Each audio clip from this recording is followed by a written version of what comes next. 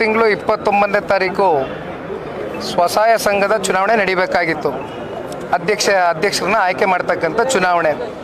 11 ಜನ ಡೈರೆಕ್ಟರ್ಗಳು VSSN ಚುನಾವಣೆ ನಡೀಬೇಕಾಗಿತ್ತು. 29ನೇ ತಾರೀಕು ಡೇಟ್ ನಿಗದಿಯಾಗಿತ್ತು. ಆದರೆ 28ನೇ ತಾರೀಕು ಸಂಜೆ ಮಧ್ಯಾಹ್ನ 3 ಗಂಟೆಗೆ ಒಂದು ನೋಟಿಸನ್ನು ಹೊರಡಿಸ್ತಾರೆ. ಶಾಂತಿ ಸುವ್ಯವಸ್ಥೆಯನ್ನು ಕಾಪಾಡಬೇಕಾಗತ್ತೆ, ನಮಗೆ ರಿಪೋರ್ಟ್ ಇದೆ, ಹಾಗಾಗಿ ನಾವು ಒಂದು ಶಾಂತಿ ಸಭೆಯನ್ನು ಕರೀಲಿಕ್ಕೆ ಇಚ್ಛೆ ಪಡ್ತೇವೆ ಅಂತಕ್ಕಂಥದ್ದನ್ನು ಡೇಟ್ ಕೊಟ್ಟು 3ನೇ ತಾರೀಕು ಶಾಂತಿ ಸಭೆಯನ್ನು ಕರೀತಾರೆ.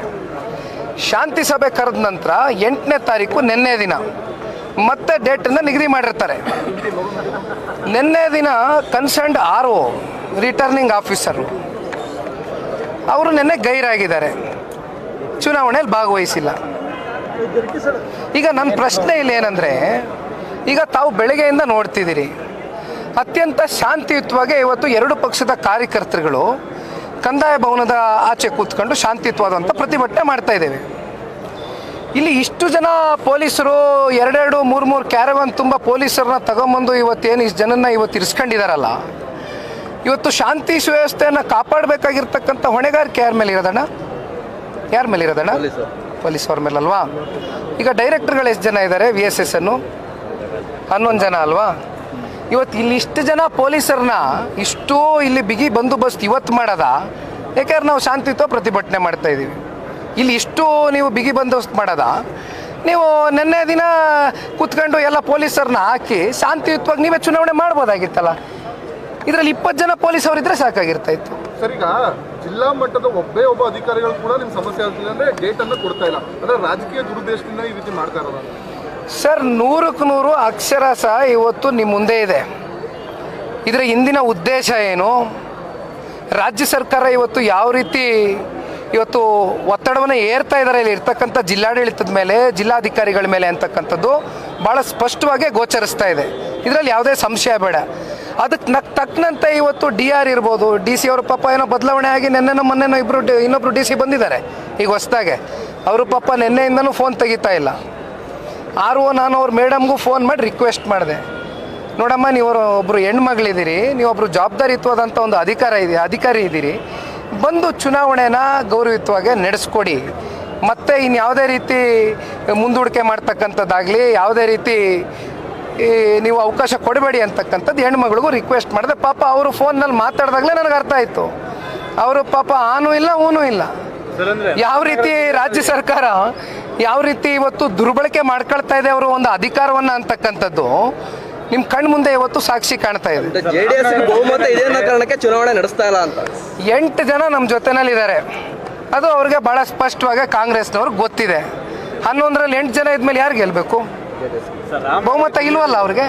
ಹಾಗಾಗಿ ಉದ್ದೇಶಪೂರ್ವಕವಾಗಿ ಮಾಡ್ತಾ ಇದ್ದಾರೆ. ಅಂದ್ರೆ ಅಭಿವೃದ್ಧಿಗೆ ಈ ರಾಜಕೀಯ ದ್ವೇಷ ಅಭಿವೃದ್ಧಿಗೆ ಮಾರ್ಕ ಆಗಲ್ವಾ ಸರ್? ಈ ತರ ಚುನಾವಣೆ ನಡೆಯೋದೇನೆ ಈ ತರ ಮುಂದೂಡಿಕೆ ಮಾಡೋದು, ಈ ತರ ಮಾಡೋದು 100ಕ್ಕೆ 100 ಅಕ್ಷರಶಃ ಸತ್ಯ. ನಾನು ಒಂದು ಮಾತನ್ನು ಹೇಳ್ತೀನಿ ಕೇಳೋಣ. ಕಳೆದ 30 ವರ್ಷ ಆಯಿತು ದೇವೇಗೌಡರು ಸಾಹೇಬರು, ಕುಮಾರಣ್ಣ ಅವರು ಈ ಜಿಲ್ಲೆಗೆ ಕಾಲಿಟ್ಟು. ಇಲ್ಲಿವರೆಗೂ ಅವ್ರ ರಾಜಕೀಯದ ಬದುಕಲ್ಲಿ ಒಂದೇ ಒಂದು ನನಗೆ ಉದಾಹರಣೆ ಕೊಡಿ. ಈ ರೀತಿ ಎಂದಾದರೂ ಒಂದು ಘಟನೆ ಏನಾದರೂ ನಮ್ಮ ಜಿಲ್ಲೆಯಲ್ಲಿ ಆಗಿತ್ತಾ, ನಡೆದಿತ್ತಾ? ಎಂದೂ ಕೂಡ ಮಾನ್ಯ ಕುಮಾರಣ್ಣ ಅವರು ಇನ್ನೊಂದು ಪಕ್ಷದವರು ಅಂತಕ್ಕಂಥ ತಾರತಮ್ಯವನ್ನು ಮಾಡ್ದಿರಾ? ಎಷ್ಟೋ ಸಲ ಪೊಲೀಸ್ ಅಧಿಕಾರಿಗಳಿಗೆ ಯಾವುದಾದ್ರೂ ಗಲಾಟೆಗಳಾದಂಥ ಸಂದರ್ಭದಲ್ಲಿ ಫೋನ್ಗಳು ಸಹಜವಾಗಿ ಬರ್ತಾ ಇರ್ತದೆ, ಶಾಸಕ ಅಂದಮೇಲೆ ಬರ್ತಾ ಇರುತ್ತೆ. ಫೋನ್ ಮಾಡಿ ನೋಡಿ ಬಗೆಹರಿಸಿ ಕಳಿಸಿ, ಯಾವುದೇ ರೀತಿ ಯಾರ ಮೇಲೂ ಒಂದು ದುರುದ್ದೇಶ ಇಟ್ಕೊಂಡು FIR ಮಾಡ್ತಕ್ಕಂಥದ್ದಾಗಲಿ ಟಾರ್ಗೆಟ್ ಮಾಡ್ತಕ್ಕಂಥದ್ದಾಗಲಿ ಮಾಡಲಿಲ್ಲ. ಎಂದೂ ಕುಮಾರಣ್ಣವರು ಟಾರ್ಗೆಟ್ ರಾಜಕಾರಣ ಮಾಡಿಲ್ಲ. ಆದರೆ ಇಲ್ಲೇನಾಗಿದೆ, ಈಗ ಹಲವಾರು ವರ್ಷಗಳಿಂದ ಇಲ್ಲಿ ನಮ್ಮ ಜಿಲ್ಲೆನಲ್ಲಿ ಕಾಂಗ್ರೆಸ್ನವ್ರದ್ದು ಇದು ನಡ್ಕೊ ಬಂದಿದೆ. ಇವತ್ತು ಪಾಪ ಅಧಿಕಾರ ಕೊಟ್ಟಿದ್ದಾರೆ ಜನ, 135 ಜನ ಇವತ್ತು ಗೆಲ್ಲಿಸಿದ್ದಾರೆ, ಶಾಸಕರನ್ನ ಆಶೀರ್ವಾದ ಮಾಡಿ ಗೆಲ್ಸ್ಕೊಟ್ಟಿದ್ದಾರೆ. ಈ ಕೆಲಸ ಮಾಡಲಿಕ್ಕೆ ಜನ ಆಶೀರ್ವಾದ ಮಾಡಿರೋದ? ಈ ಕೆಲಸ ಮಾಡ್ಲಿಕ್ಕೆ ಜನ ಆಶೀರ್ವಾದ ಮಾಡಿರೋದ? ಜಿಲ್ಲೆ ಜನತೆ ಇವತ್ತು ಕೇಳ್ತಾ ಇದ್ದಾರೆ. JDSನ ಕುಗ್ಸೋ ಪ್ಲಾನ್ ಅಲ್ಲ. ಇಲ್ಲಿ ಈ ಪ್ರಾದೇಶಿಕ ಪಕ್ಷ ಈ ರಾಜ್ಯದಲ್ಲಿ ಸ್ಥಾಪನೆ ಆಗಿದ್ದೇ ಹೋರಾಟದ ಹಿನ್ನೆಲೆಯಲ್ಲಿ. ನಮ್ಮನ್ನು ಮತ್ತೆ ಹೋರಾಟದ ಹಿನ್ನೆಲೆಗೆ ಇವತ್ತು ಮತ್ತೆ ನೀವು ಹೋರಾಟದ ಮೂಲಕನೇ ಪಕ್ಷ ಕಟ್ಟಿ ಅಂತಕ್ಕಂಥ ಸಂದೇಶ ಇವತ್ತು ನಮಗೆ ಬಹುಶಃ ಕಾಂಗ್ರೆಸ್ ಪಕ್ಷದ ನಾಯಕರುಗಳು ಕೊಡ್ತಾ ಇದ್ದಾರೆ. ಈಗ ಜಿಲ್ಲೆನಲ್ಲಿ ಪ್ರಮುಖವಾಗಿ ಅಧಿಕಾರಿಗಳು ಜನಪ್ರತಿನಿಧಿಗಳ ನಡುವೆ ಒದ್ದಾಡ್ತಾ ಇದ್ದಾರೆ. ಯಾಕೆಂದ್ರೆ ಒಂದ್ ಕಡೆ ವಿರೋಧ ಪಕ್ಷ, ಒಂದ್ ಕಡೆ ಆಡಳಿತ ಪಕ್ಷ, ಅಧಿಕಾರಿಗಳು ಬಡವರಾಗ್ತಾ ಇದ್ದಾರೆ. ಈ ನಿಟ್ಟಿನಲ್ಲಿ ಯಾವ ರೀತಿ ಕೆಲಸ ಮಾಡಬೇಕು ಸರ್ ಅವರು? ಸರ್, ನಾನು ಒಂದು ಮಾತು ಹೇಳ್ತೀನಿ ಕೇಳಿ. ಕಾಲಚಕ್ರ ತಿರುಗ್ತಾ ಇರುತ್ತೆ. ಅಧಿಕಾರ ಯಾರಿಗೂ ಶಾಶ್ವತ ಅಲ್ಲ.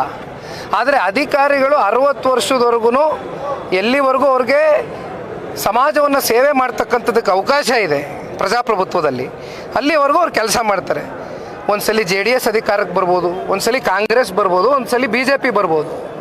ಹಾಗಾದರೆ ಅಧಿಕಾರಕ್ಕೆ ಬಂದಂಥ ಎಲ್ಲ ಜನಪ್ರತಿನಿಧಿಗಳು ಒತ್ತಡ ಮಾಡ್ತಾರೆ ಅಂತ ನೀವು ಅವ್ರಿಗೆ ತಲೆಬಾಗೋದಾದರೆ, ಅವ್ರ ಕೈಗೊಂಬೆ ಕೆಲಸ ಮಾಡೋದಾದರೆ ಮತ್ತೆಲ್ಲ ರಾಜೀನಾಮೆ ಕೊಟ್ಟು ಮನೇಲಿರಿ, ಕುತ್ಕೊಳ್ಳಿ. ಯಾಕೆ ಅಧಿಕಾರಿಗಳಾಗಿ ಮುಂದುವರಿತಾ ಇದ್ದೀರಾ ಅಂತ ಪ್ರಶ್ನೆ ಕೇಳ್ತಾ ಇದ್ದಾರೆ ಜನಸಾಮಾನ್ಯರಲ್ಲಿ.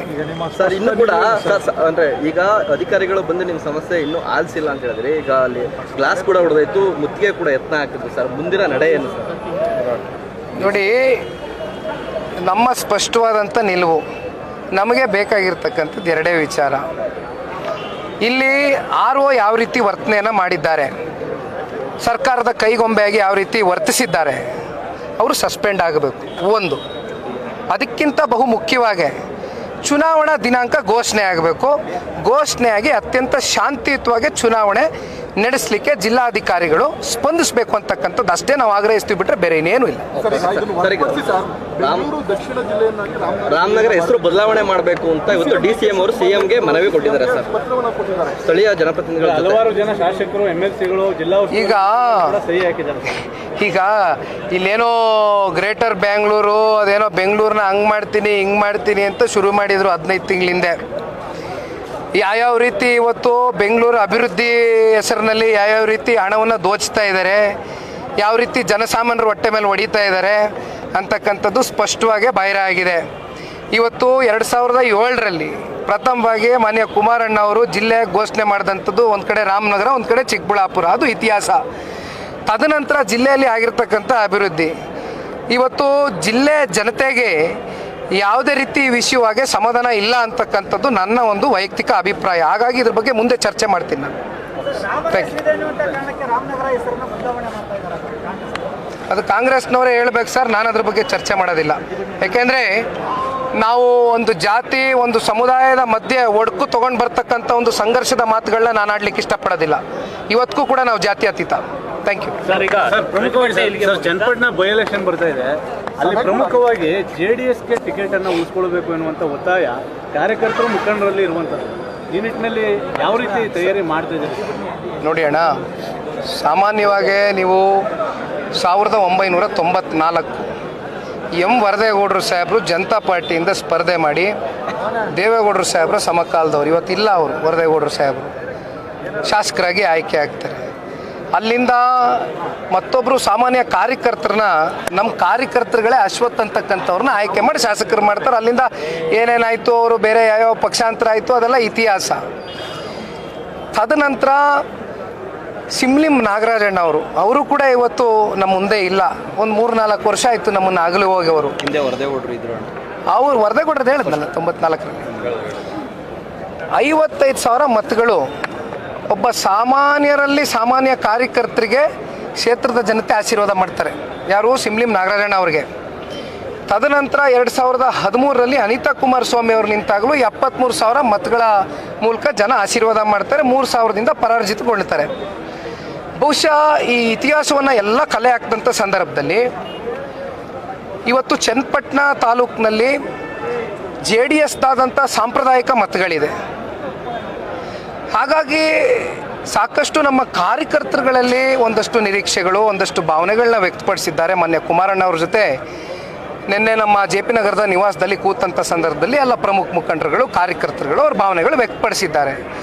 ಜೊತೆಯಲ್ಲಿ ಕ್ಷೇತ್ರದ ಜನತೆಯ ಭಾವನೆಗಳೇನಿದೆ ಅಂತಕ್ಕಂಥದ್ದನ್ನು ನಾವು ಕ್ರೋಢೀಕರಿಸಬೇಕಾಗ್ತದೆ. ಅಂತಿಮವಾಗಿ ರಾಜ್ಯ BJP ಇರ್ಬೋದು, ರಾಜ್ಯ JDS ಇರ್ಬೋದು, ಜೊತೆಯಲ್ಲಿ ರಾಷ್ಟ್ರೀಯ ನಾಯಕರುಗಳು ಯಾವ ರೀತಿ ಲೋಕಸಭಾ ಚುನಾವಣೆಯಲ್ಲಿ ನಾವು ಇವತ್ತು ಒಂದು ಹೊಂದಾಣಿಕೆಯನ್ನು ಮಾಡ್ಕೊಂಡು ಹೊರಟಿದ್ದೇವೆ ಒಂದು ಒಳ್ಳೆಯ ಉದ್ದೇಶಕ್ಕೆ. ಆ ಒಂದು ಒಳ್ಳೆಯ ಉದ್ದೇಶಕ್ಕೆ ರಾಜ್ಯದ ಜನತೆ ಕೂಡ ನಮ್ಗೆ ಆಶೀರ್ವಾದ ಮಾಡಿದ್ದಾರೆ ಲೋಕಸಭಾ ಚುನಾವಣೆಯ ಫಲಿತಾಂಶದ ಮೂಲಕ. ಹಾಗಾಗಿ ಯಾವುದೇ ಗೊಂದಲಕ್ಕೆ ಎಡೆ ಮಾಡ್ಕೊಳ್ತಕ್ಕಂಥದ್ದು ಇವತ್ತು ಪ್ರಶ್ನೆನೇ ಇಲ್ಲ. ಅಲ್ಲ ಸರ್, ಇದ್ರ ಮಧ್ಯೆ ಸರ್ ಯೋಗೇಶ್ವರ್ ನಾನೇ ಅಭ್ಯರ್ಥಿ ಆಗ್ತಾ ಇದ್ದೀನಿ ಯಾಕಂದ್ರೆ ಕುಮಾರಸ್ವಾಮಿ ಹೇಳಿದ್ದಾರೆ ಅಂತ ಹೇಳೋದು ಕಾರ್ಯಕರ್ತರಲ್ಲಿ ಗೊಂದಲ ಉಂಟು ಈಗ ಯೋಗೀಶ್ವರ್ ಅವರು ಕೂಡ ನಾನು ಒಬ್ಬ ಆಕಾಂಕ್ಷಿ ಅಂತಕ್ಕಂಥದ್ದನ್ನ ಹೇಳಿಕೆ ಕೊಟ್ಟಿರ್ತಕ್ಕಂಥದ್ದು ನಾನು ಗಮನಿಸಿದ್ದೀನಿ. ಅದ್ರಲ್ಲಿ ತಪ್ಪೇನಿಲ್ಲ. ನಾನು ಒಬ್ಬ ಕುಮಾರಸ್ವಾಮಿ ಸರ್, ಈಗ ಒಂದು ನಿಮಿಷ ಹೇಳ್ತೀನಿ ಕೇಳಿ. ಇವತ್ತು ನಾವು NDA ಮೈತ್ರಿ ಪಕ್ಷದ ಭಾಗವಾಗಿದ್ದೀವಿ.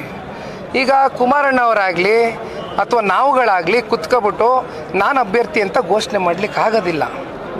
ಅಂತಿಮವಾಗಿ ಘೋಷಣೆ ಬರಬೇಕಾಗಿರೋದಲ್ಲಿ ನಾನು ಹೇಳಿದೆ, ಕಾರ್ಯಕರ್ತರುಗಳು, ಎರಡು ಪಕ್ಷದ ಕಾರ್ಯಕರ್ತರುಗಳ ಭಾವನೆಗಳೇನು, ಕ್ಷೇತ್ರದ ಜನತೆಯ ಭಾವನೆಗಳೇನು, ಯಾರನ್ನು ಅಭ್ಯರ್ಥಿಯಾಗಿ ಕಣಕ್ಕಿಳಿಸಿದ್ರೆ ನಾವು ಗೆಲುವು ಸಾಧಿಸಲಿಕ್ಕೆ ಸಾಧ್ಯ ಕಾಂಗ್ರೆಸ್ನ ವಿರುದ್ಧವಾಗಿ ಅಂತಕ್ಕಂಥದ್ದನ್ನ ಎಲ್ಲ ವಿಷಯವನ್ನು ಕ್ರೋಢೀಕರಿಸಿ ರಾಷ್ಟ್ರೀಯ ನಾಯಕರ ಜೊತೆ ಕುಮಾರಣ್ಣವರು ಕೂತ್ಕೊಳ್ತಾರೆ, ದೇವೇಗೌಡರು ಸಾಹೇಬರು ಕೂತ್ಕೊಳ್ತಾರೆ, ರಾಜ್ಯ BJP ನಾಯಕರುಗಳು ಅವ್ರದ್ದಾದಂಥ ವರದಿಯನ್ನು ರಾಷ್ಟ್ರಕ್ಕೆ ಕಳಿಸಿ ತದನಂತರ ಸೂಕ್ತವಾದ ಸಂದರ್ಭದಲ್ಲಿ ಸೂಕ್ತವಾದಂಥ ಅಭ್ಯರ್ಥಿನ ಘೋಷಣೆ ಮಾಡ್ತಾರೆ. ಇನ್ನೂ ಫೈನಲ್ ಆಗಿಲ್ಲ ಸರ್? ಖಂಡಿತ ಆಗಿಲ್ಲ.